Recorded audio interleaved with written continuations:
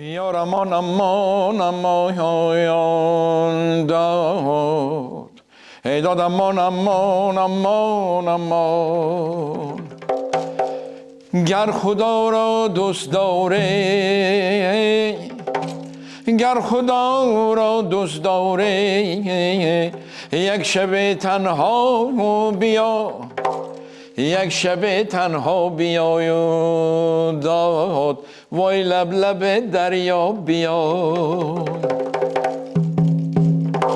همچه آهوی خوتن همچه آهوی خوتن از دامان صحرا بیا امان امان امان یار من لیلا بیای و جان من دریا بیا شاباش بگید شاباش گدا باش 120 ملت کت آشنا باش. احسن زنده باشید. درود بینندگان عزیز، در صحبت بهاری و ایدانه ما این لحظه قرار دارم ارتیست خدمت نشان داده جمهوری ازبکستان و اعلاچی فرهنگ جمهوری تاجیکستان نشانجان آتامرادوف. بله. برای شما بهار و عیدهای بهاری مبارک باشد. شما مبارک شد. رحمت. این لحظه ما خیلی خوشحال شدیم که شما را در این محیط زیبا و در محیط فرهنگی خانواده‌تان دریافت کردیم و میخواستیم چند لحظه با شما اطراف هنر و مخصوصا ژانر سرود مورگی با شما هم صحبت شویم و میخواستم همین چیزی که الحال شما کمی زمزمه کردید میگفتید که این هم یک نوعی موسیقی مورگی است. بله این شخت و هم چندین بلک هاش است. شخت سر میشد بعد ترقیات و دیگر اینا همش در مورگی میدرامدگی سرودها مورگی کی دیده باشد اگر همون کنسرت ما اینا هم شاهد همین خوانش‌های ما میشه. بله ما میدونیم که پیدایش همین ژانر موسیقی مورگی از نیمه عصر 18 و نزدیکی عصر 19 پیدا شده است و میخواستم درباره تاریخش یک کمی بینندگان را آشنا میکردید که خودش مورگی یعنی چی و این سرود چی را ifade میکرد. اینم البته در دل آدم اکنون اصلش تاریخ گریدگر این 18 نه این 17 16 عصر از دوره نصر الله خان که بابا کلان امیر عالمخان بابا کلانشون اومدگین خانی شد چون که در وقت زمانش با التماس همین امیری بخارا چند قبیله که من توقرش میگم چندش شمورش نمیدانم لیکن میدانم که چند قبیله از 50-60 قبیله زیاد مردمی از ایران تکلیف کردگی که ما با یک هنرمندای نقض در کار رنگریزی قالین بافی دیگر هنرهایی که همین چی میگن در بخارا نبودگی انمینا ما با در کار شما با همتین هنرمندا بسیار برای اون التماس ما با همتین انسان اوزاد کنید همین مردم دما اوزاد کنید که دما با ترقیات شود و انا ما هم همین هنرهای شما یاد گیریم پخت و پز کتی همین کتی برابر شعریت دیگر و البته عمدگی خوانش مولی خلقی که بخارا عمدگی اینا از شهر مرو حاضرن که این وقتش به زمین خراسان بودگی حاضر ترکمنستان به شهر ماری هست ماری مرو لیکن تا ایسین آمدن جایای حرفا دیگه میشد مور میشد اینا شما هم موری ما موری ها شما موری می ها ما موری گفته همه آمدن در این سیمبا بتون گردی بخارا درن بخارا بیرن بخارا به اینا هم جای به امیر جای میتیانو ترقیات انا میسین سر میشد البته هنرمندی های زر انا پختپز میکردگی آشپزهای زر چی میگه حلوا پزای حلواگرای زور میبیان در این سیمبا رنگریزی و دیگر چقدر که هنر هست در ایران قالین بافی اینا هم میشه میبیارن در بخارا و البته خانش انا همین صنعتکارایی که قطار اینا میبیان اینا انا همین سیمبا انا همین سرودهای گرفته میبیان سرودهای مورگی اینا دو تا معنا دارد یکیش معنای عشقی بر ضعیف همون چیز خودش معنای یعنی عشقی عشق بزن بزن بله. لیکن دویم عشق به خداوند عالم گل سرخ نازنینم تو ز من خبر نداری شب روز من غمینم تو ز من خبر نداری کندن دلم دلالت به خدا طلب وصالت تو ز عشق این دلی من به خدا خبر نداری اینا همون مورگی ما گرفته اینا سرودهایی که میخوندن اکن اینا آمدن بعد از اینا نبیره چه روشن مورگی خون شده موندن اینا بخورا بود من موزهی که از ما شدیم در این یک تا ما جای داریم که این کوینه مورگی خانوی بخورای در این من هم عکساشون ماندگی هم اسبابشون ماندگی اینا خدا رحمتوی من خیزشون دیدگی لیکن از اینا پیش کی شدگی البته ما یاش بودیم ندیدیم انا همینو از زبانشون گرفته از دهنشون گرفته خودی من پدرم قاسم جان بلبلی بابای مادری من عبدالاحد زبی الله اینا یا مولا ابراهیم قاسم بابا اینا همشون همین مورگی خان بودن شما گفتید که بیشتر درد یا همون اظهار محبت به زن و به خداوند است اما بعضا به نظر می رسد که موضوعهای اجتماعی درد روزگار مشکلات زندگی این چیز هم جای دارد شما همین گونه سرودهای هم دارید بله بگی جورم ز دردم چه دوا کنم چه چاره بگی جورم ز دردم چه دوا کنم چه چاره دل من ز غصه خون شد جگرم هزار پاره دل من ز غصه خون شد جگرم هزار پاره با یک تا معنایی که درون درد دل آدم چقدر که درد دارد باید که بیمار دارد که یک قصدار است که نبوستیم یک جای به دور رفتگی راه دور رفتگی نام داشته است و اویلی وای یا فرزنداش کلانش داشته است مبلغ نمیرسد و هم یک درد اینا همه دردش سرود کتی همینه وای کرگی ولی همین نوعی سرود رو بیشتر به نام بخارا میشناسند آیا وطنش بعد مرد این بخارا بود؟ بله بعد از مرد بخارا با آمده اینسین ترقیات یافته بعد دیگر جایی با رفتن گرفت سرودخانه‌های اینجا و مثل همون شش مقامی که بود و هم انامین گم لیکن شش مقام دیگر مورگی خانی و دیگر چون که ما بین الملت بخارا هم تا این شهر که ملت گفتگی ما با نیست ما انامین حرف زدن ها به ملت نیست وای که عروس می جود می یا که تاتار می ازبک می تاجیک می ما بخاری برای همون همه دلش یافتن در کار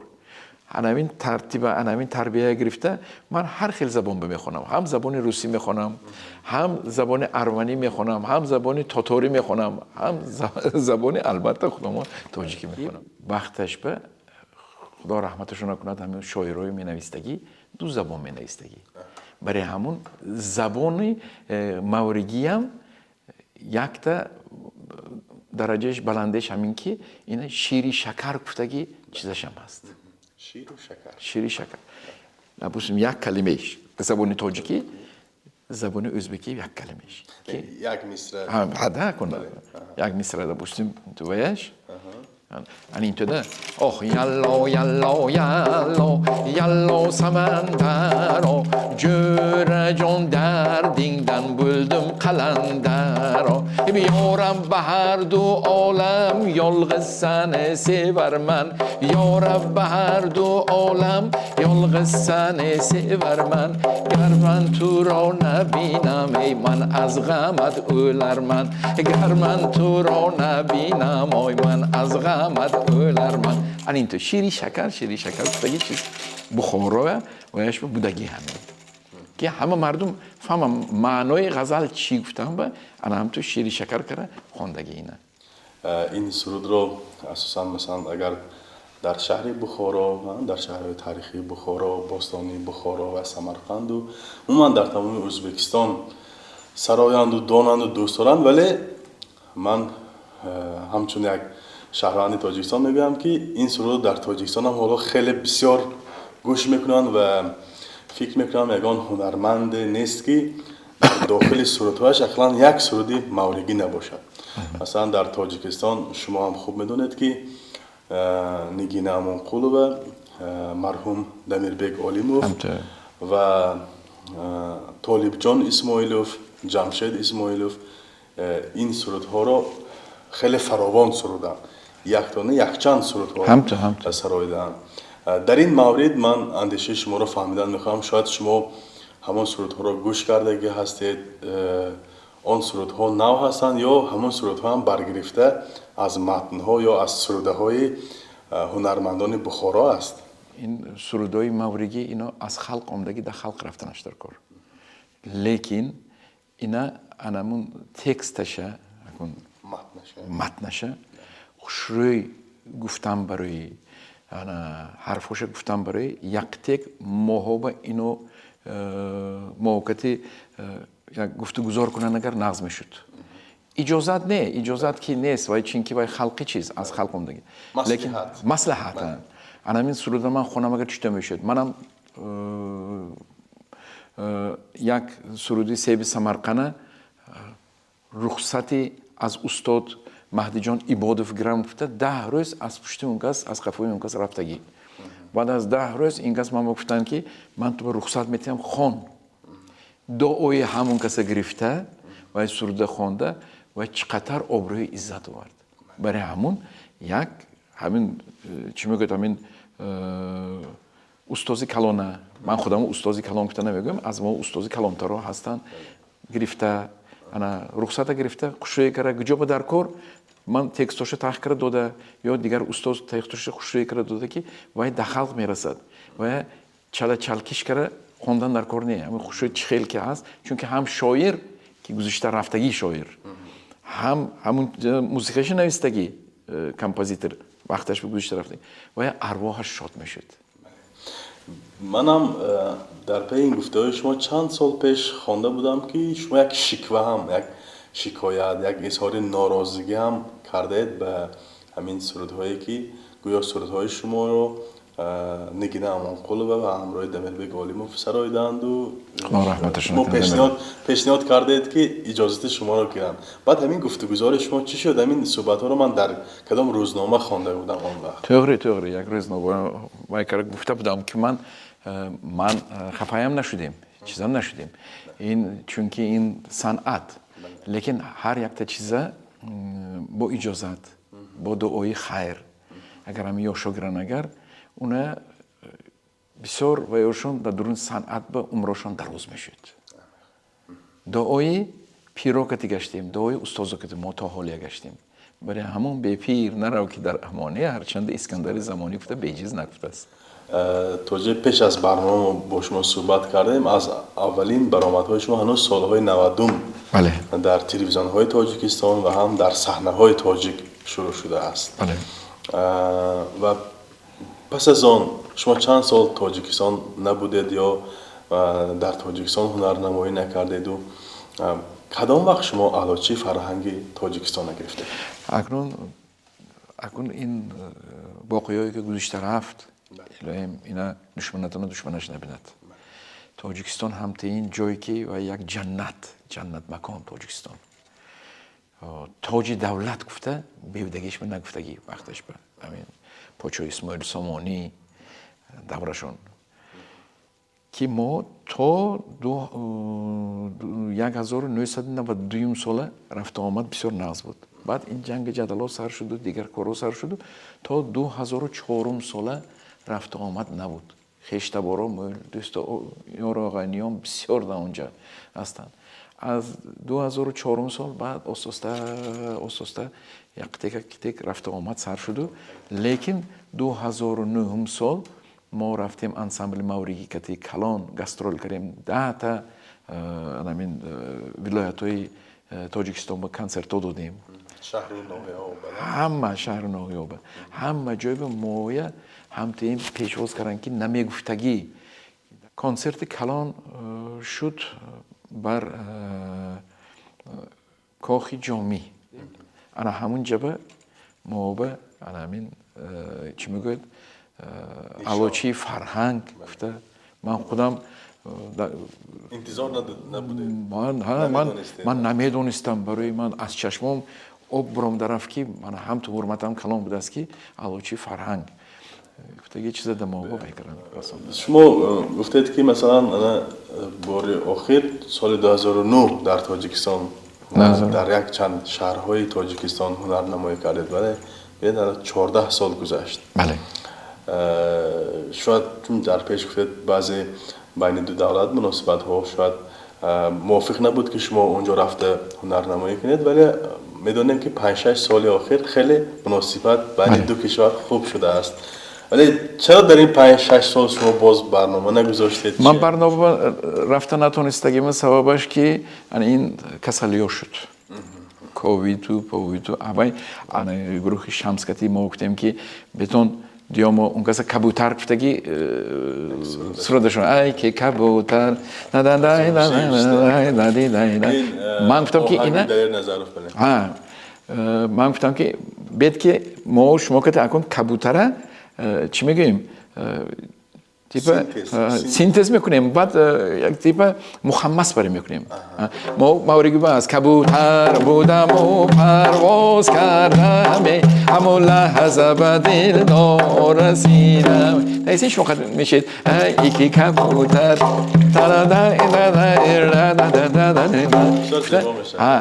اینا با بسیار معقول شد گفتن که انا هم تو میکنیم استاد ماوریگی کتی ارامی بدخشانی و دیگر سرودایی که در ما میخونیم پامیری و همینا همیشه قطعی کاره و میکنیم که خلق با یک چیز نو آوردن ما در کار ما بدون انا کنه حاضر یک تکک زمستانا گذیش جانانه بهار شد از تو کی می آیی وقتی گل نار شد از تو کی می آیی تو وعده به برفان زمستان دادی برفا همه آب شد از تو کی می آیی انا کن نصیب باشد هم دیگر ما با نوبرگد میبینیم گروهی شمس کتی دیده انا این کنسرت های کردیم یعنی نقشه دارید که آینده بله بخصوص من چون گفتید با گروهی شمس همکاری میکنید شاید نقشه دارید که در منطقه پامیر هم برنامه ها دارید البته همه جا رفتن در کار ما همه جای شدیم دو تا فقط جای بنشدیم یکتش کلاب همون وقتی رفتگیم یک تک آب و هوا ناز نبود نمیدونم چی نبود رفتن نتونستیم این پامیر رفتن نتونستیم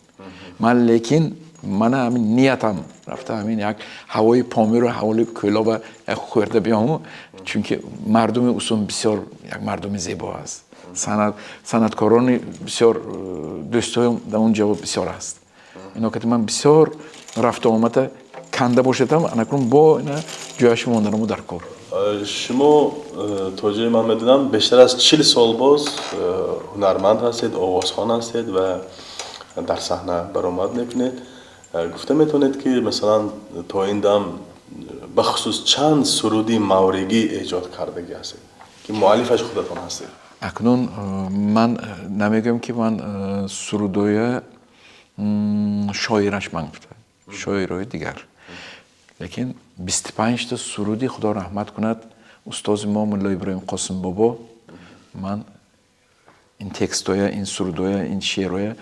خطاهاش تحقیره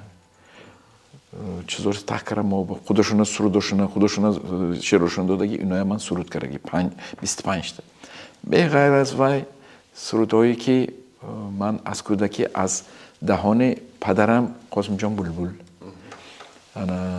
پدر بزرگی من عبدالاحد زبیرالله اینا گرفته اینا همیشه من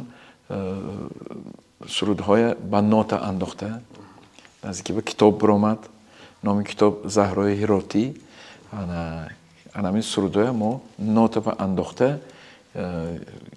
چون که اینا یک دولت رویدگر ارکستر دانسون شده است ارکستر زبان نمیداند نوتای بیارید ما هم تو میمونیم اونا مختم میگیرن ما میکنیم انا من بولش میل کار کردیم من اکنون نصب باشد اکادمی تاجیکستان ما با گفتن که ما البته کمکی میکنیم که این کتابتون برام درش در کرد چونکی یک 90% همین کتاب به زبان تاجیکی فارسی که این یکمش اینا کی استفاده میبرد خلق تاجیک زهرای روتی این از شعر علیشیر نوایی اون فانی از تخلص فانی داشتن من یک شینگل شما خونده میتونم صدا کردم به قربان صدایت صدا کردم به قربان صدایت ببرم جامه ها تا پشت پایت ببرم جامه ها تا پشت پایت ببرم جامه